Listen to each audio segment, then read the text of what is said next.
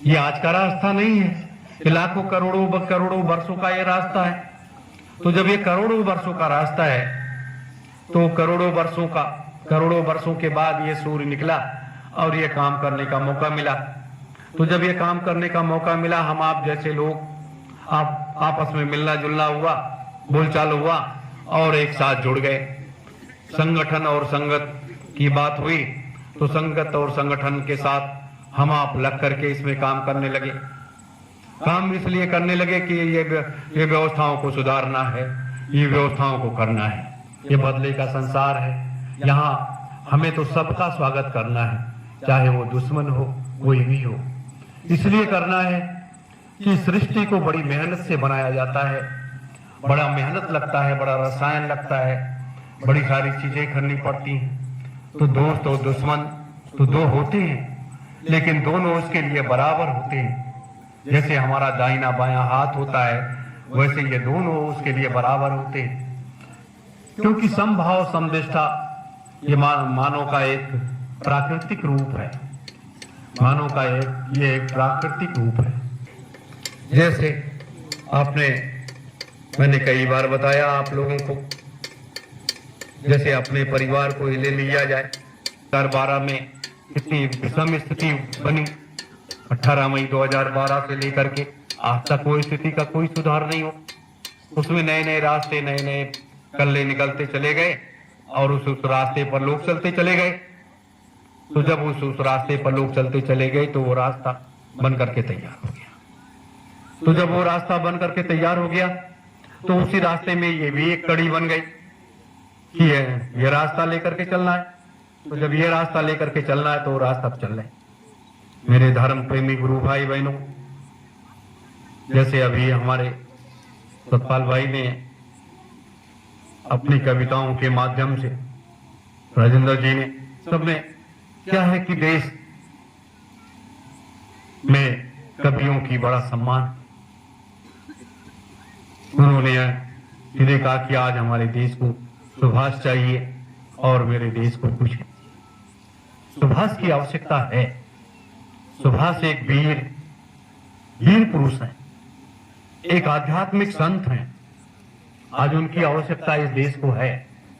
अगर इस देश को आवश्यकता नहीं होती, तो हम आप इनको क्यों याद करते, इनके आदेश पर क्यों चलते, क्या जरूरत थी चलने की। तो इनका आदेश सर्वोपरि है और उस आदेश को लेकर के आगे बढ़ रहे हैं। क्योंकि जहां पिता और पुत्र का संबंध होता है और जहां भाई भाई का संबंध होता है, वहां कर्म का क्षेत्र भी धरातल पर होता है। वहां कर्म का क्षेत्र भी धरातल पर होता है। आपको इसलिए मैं बता रहा हूं कि ये समय ही ऐसा आया है और सब बदला देने के लिए आया है, सब बदला देने। जैसे मैंने हरदोई में भी कहा था कि उमाकांत तिवारी जी को ले लिया जाए। स्वयं सतपुरुष भगवान के साथ में रह करके भी सारी चीजें देखने के बाद, जानने के बाद, समझने के बाद, उसके बाद उनके श्री चरणों को पकड़ करके नहीं रह पाए, उनके श्री चरणों को पकड़ करके नहीं रह पाए। ये तो द्वैत रूपी संसार है, द्वैत रूपी संसार। पंकज जी को ले लिया जाए, वो भी गुरु के श्री चरणों को पकड़ करके नहीं रह पाए। और ये नए नए लोग जो आए, ये लोग भी अपने अपने पूज्य गुरुदेव के श्री चरणों को पकड़ करके नहीं रह पाए। ये सब पूर्व से द्वापर का है, किसी का त्रेता का है, किसी का है, तो सबका ये श्राप या आशीर्वाद मिला हुआ है कि जब द्वापर में कृपाचार्य ने भगवान कृष्ण से कहा कि प्रभु हमारी मुक्ति कैसे होगी, हमसे तो बहुत बड़ी गलती हुई। और क्या गलती हुई? कृपाचार्य उस समय कुल गुरु थे उस रास घराने के। तो जब द्रौपदी को लाया जाने लगा या द्रौपदी के बारे में इस तरीके से अभद्र टिप्पणी की गई, तो कृपाचार्य अगर खड़े हो जाते और सीधा ये कह देते कि महाराज दुर्योधन का या तो बंद कर दिया जाए या तो इसे जेल में डाल दिया जाए, दो में से एक काम किया जाए। तो उस समय पूरी राज्यसभा उनका समर्थन कर देती और भीष्म पितामह जैसे लोग, द्रोणाचार्य जैसे लोग भी, सब लोग समर्थन में उतर आते। लेकिन कृपाचार्य ने अपने सर को झुका लिया। तो जब उन्होंने अपने सर को झुका लिया कुलगुरु ने, तो उनको श्राप लग गया। उनको श्राप लग गया कि जाओ, तुम्हारी कभी मुक्ति ही नहीं होगी। क्योंकि देवियां ऐसी होती हैं कि उनकी अंतरात्मा जब रोकती और जब कचोटने लगती है तो रास्ता एक अलग मार्ग तय कर देता है, अलग मार्ग। तब जब कृष्ण से उन्होंने कहा तो कृष्ण ने कहा कि जाओ, कलयुग में जब महाप्रभु का आगमन होगा, सत्पुरुष भगवान का आगमन होगा, तो उनके श्री चरणों को पकड़ करके बैठ जाना, उनके चरण को छोड़ना नहीं, तो आपको मुक्ति मिल जाएगी। नहीं तो आपको मुक्ति देने वाला कोई इस मृतलोक में है ही नहीं। अब ये स्थिति हुई कि उनको मौका तो मिला। मौका मिलने के बाद भी जब वो ऐसा निपट नहीं पाए और उल्टे उनका वही वाला हाल हो गया कि पुनः उन्होंने चुप्पी साध ली और चुप्पी साध करके धीरे से उस दूसरे रास्ते पर चल पड़े। एक तरफ गुरु का श्राप भी लग गया और एक तरफ पूर्व का जो श्राप द्रौपदी का था, वो भी दोनों श्राप लिए अब वो घूम रहे हैं, लेकिन उनको कहीं भी मोक्ष मिलने वाला नहीं है, मुक्ति मिलने वाली नहीं है। ये उसी तरीके से ये अपने जो ये है रतन बाबा शकुनी ने यही कहा कृष्ण से कि कृष्ण अब बताओ मेरा क्या होगा। ये महाभारत ये तो सब होगा, ये हम भी जानते हैं कि हम भी मार दिए जाएंगे, कोई नहीं बचेगा। लेकिन हमने जो ये इतना बड़ा ये षड्यंत्र किया, ये सब किया है, तो मुझे कैसे मुक्ति मिलेगी। तो कृष्ण ने फिर वही जवाब दिया कि जब सत्पुरुष भगवान का आगमन होगा, परमपिता का आगमन होगा, तो उनके सानिध्य में जाना और उनके सानिध्य में हमेशा बने रहे। अगर वहां भी कहीं तुमने ताश के ये पांसे फेंकना जारी रखा तो फिर तुमको मुक्ति मिलने वाली नहीं है।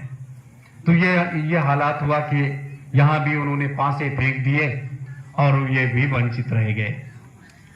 और यही हालत जरासंध का हुआ कि जरासंध को जब कृष्ण ने मारा, उसने कहा महाराज ये बताओ, मुझे तो मथुरा पर मेरे कल राज करने की बहुत बड़ी इच्छा थी, लेकिन मुझे तो राज तो मिला नहीं, मैं तो कर नहीं पाया।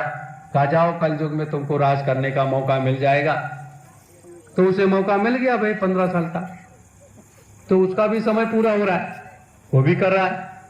तो इस तरीके से ये पूर्व से सब चीजें निर्धारित होती हैं, ये सब चीजें निर्धारित होती हैं और लोग अपने अपने में लगे।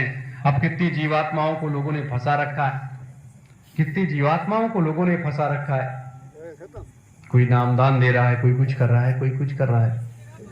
तो ये अलग एक सृष्टि का विधान बन गया, क्योंकि कलयुग का एक ऐसा रूप है कि कलयुग अपने रूप में वो प्रकाश जब देता है, कलयुग जब प्रकाश देता है तो उस प्रकाश में जो किरणें होती है वो मनुष्य के मस्तिष्क को भेद देती है और जब वो साधना करके उठता है तो मन उसका बड़ा प्रसन्नचित होता है। और जैसे 2 कदम आगे बढ़ाता है, वो मन को डाइवर्ट कर देता है कि तुम उधर कहां जा रहे हो, तुम इधर चलो। तो कलयुग इस तरीके से वो मोड़ देता है और लोग दूसरे रास्ते पर चल पड़ते। ये नहीं देखते कि हमें कहां क्या करना चाहिए, कैसे करना चाहिए, कैसे नहीं करना चाहिए। तो कलयुग का एक रूप बन जाता है, कलयुग का एक नाम बन जाता है। तो कलयुग इस तरीके से कर रहा है। यहां भी हम लोग डाइवर्ट होते हैं, यहां भी जितने भी लोग आते हैं उसमें बहुत लोगों पर सवार हो जाता है। बहुत से लोगों को लेकर के वापस चला गया कि चलो यार यहाँ क्यों तुम पड़े हो, क्या जरूरत है। तो जैसे स्वामी जी महाराज ने कहा था कि भाई कलयुग को देखना हो तो मथुरा आश्रम पर चले आओ, वहां घोर कलयुग लगा हुआ है। तो जब सतपुरुष भगवान के दरबार में अगर कलयुग लग गया तो ये तो सतयुग तीर्थ है। सतयुग तीर्थ में यहाँ कोई वैसी शक्ति तो है नहीं, यहाँ तो सिर्फ 88,000 ऋषियों की शक्ति काम कर रही है, या आप लोगों ने जो साधन भजन किया है वो शक्ति काम कर रही है, हमने किया, दीदी ने किया, जो जिन लोगों ने किया वो सबकी अपनी अपनी शक्ति काम कर रही है। तो सबकी जब अपनी अपनी शक्ति काम कर रही है तो वहां फिर कोई समस्या नहीं है, वहां फिर कोई परेशानी नहीं है। तो ये सब ये सारी स्थिति है, सारी व्यवस्था है। तो हम ये चाहते हैं कि आप लोग जरूर इस सत्य के मार्ग पर चलते हुए इस सतयुग तीर्थ की पावन धरा पर दो काम करो। दो काम अब करना है कि चौथे महायज्ञ की तैयारी करनी है, इसकी सारी व्यवस्थाओं को सुदृढ़ और मजबूत करना है। तो सुदृढ़ मजबूत करने के लिए आप लोग भी, आप लोगों को मिलकर के इस काम को करना है। दूसरी स्थिति क्या है, तो और ये 1 लाख सुभाष सैनिक तैयार करना है। तो 1 लाख सुभाष सैनिक जो तैयार करना है और वहां जा करके ये सारा काम करना है। तो ये सारा काम करने के लिए भी आपको तत्परता दिखानी पड़ेगी, आपको सक्रियता दिखानी पड़ेगी, जगह जगह कार्यक्रमों के आयोजन करने पड़ेंगे, लोगों को जागरूक करना पड़ेगा, लोगों में शक्ति का संचार करना पड़ेगा और लोगों में थोड़ा सा भक्ति का भी मार्ग दिखाना पड़ेगा। भक्ति का मार्ग क्या है कि जब आप धर्म के परिक्षेत्र की बात करोगे तो धर्म के परिक्षेत्र के लोग आपके साथ में खड़े होंगे। वहां जाति नहीं है, वहां पंथ नहीं है, वहां धर्म नहीं है, वहां मत और मतांतर नहीं है, क्योंकि हम आप सब जो है इस संसार के हैं और संसार हमारा है और हम संसार के हैं। ये भाव हमारे आपके अंदर होना चाहिए। जब ये भाव रहेगा पूरे संसार के लिए, तभी आप इस संसार को जीत सकते हो, वैसे नहीं जीत सकते, क्योंकि ये संसार बृहद संसार है। इसके छोर का तो कहां तक है, उसकी भी एक रेखा है, और उसके बाद इस संसार के बाद, इस संसार के बाद, इस संसार के बाद, इस संसार के बाद, इस संसार के बाद, और इस संसार के नीचे, इस संसार के नीचे, इस संसार के नीचे कितने संसार हैं। ये बड़ा भवसागर का ये मेला है, और इस भवसागर में जितना भी गोते लगाते चले जाओ उसकी था किसी के पास नहीं है, कहीं गुरु के पास है या उस परमपिता परमात्मा के पास। बहुत से जगहों के बारे में लोग जहां तक पहुंच गए उतना जान गए कि इसके आगे अब तो कुछ नहीं है, लेकिन उसके आगे भी है, उसके आगे भी है। जैसे ये कंप्यूटर आप लोगों ने बनाया, मनुष्य ने तो बनाया कंप्यूटर मनुष्य ने तो बनाया, एक छोटी सी चीज में सारी चीजें भर दिया। वैसे आपकी ये जो है, ये जो ब्रह्मांड की जो मेमोरी है, इसमें छोटी सी चिप ही तो लगी है जो सारी चीजें भरी हैं। इससे ज्ञान भी ले लो, धर्म भी सीख लो, अध्यात्म भी सीख लो, खेती किसानी पढ़ाई लिखाई सारी चीजें, अच्छाई बुराई सब कुछ इसमें भरा पड़ा है। अब इसमें कितनी चीजें बढ़ी, 84 लाख ये जीवों का एक ये मतलोक है। तो 84 लाख चीजें इसमें भरी हैं, और फिर 84 लाख से 9 गुना अधिक और भरा हुआ है जो कभी कोई खोल ही नहीं पाता है, कभी कोई खोल ही नहीं पाता। अगर उसे खोल ले जाओ फिर कहना ही क्या, उसे खोल ले जाओगा तो कहना ही क्या। तो जब कहा गया कि जब जब हो धर्म की हानि, बाढ़ है असुर महाअभिमानी, तब तब प्रभु धर्म मनु शरीरा, हरहु नाथ मम संकट पीरा। तो इस समय इस पाप के कारण हम आप सब परेशान हैं। जो इस मृतलोक में पाप हो रहा है, 95% पाप इस मृतलोक में हो गया, उसके लिए परेशान है कि इस पाप से ये जो हमारी पृथ्वी माता है, ये जो बोझिल है, और वहां के जो सिंहासन है लोगों के, देवी देवताओं के, ब्रह्मा विष्णु महेश के सबके सिंहासन हिल रहे हैं, सब परेशान हैं, क्या होगा क्या होगा। जैसे हम आप तिनके का सहारा ढूंढते हैं, हम आप किसी देवी देवताओं को याद करते हैं, कहीं हनुमान जी को याद करते हैं, कहीं दुर्गा जी को याद करते हैं, कहीं काली जी को याद करते हैं, कहीं किसी देवी देवता को याद करते हैं, वैसे ब्रह्मा विष्णु महेश भी याद करते हैं। कभी किसी शक्ति की आराधना करने लगते हैं, कभी किसी भक्ति की आराधना करने लगते हैं, कभी किसी भी। फिर जब सबका सहारा टूट जाता है तो अपने परमपिता को याद करने लगते हैं कि भाई अब तो कोई रास्ता बचा नहीं, अब बताओ मैं क्या करूं। तो ये भक्ति का मार्ग तो सबके लिए होता है, बिना भक्ति के कुछ मिलने वाला नहीं। लेकिन ये जैसे आप इतनी ठंडक में बैठे हो, तो अब आप बताओ आपको क्या क्या मिलता है। हम आपको क्या देते हैं? हम तो आपको सिर्फ कष्ट और तकलीफ देते हैं, भूख और प्यास देते हैं, और आपसे अपेक्षा भी करते हैं कि आप इस आश्रम की सेवा सहयोग भी करिए, यहाँ की व्यवस्थाओं को आप लोग सुदृढ़ मजबूत करिए, यहाँ की व्यवस्थाओं का और संचार करिए। मैं क्या देता हूँ आप? लेकिन हाँ, मैं वो चीज देता हूँ जो संसार में कहीं भी नहीं मिलेगी, जो संसार में कहीं मिलेगी ही नहीं, वो पैसे से भी नहीं खरीदा जा सकता,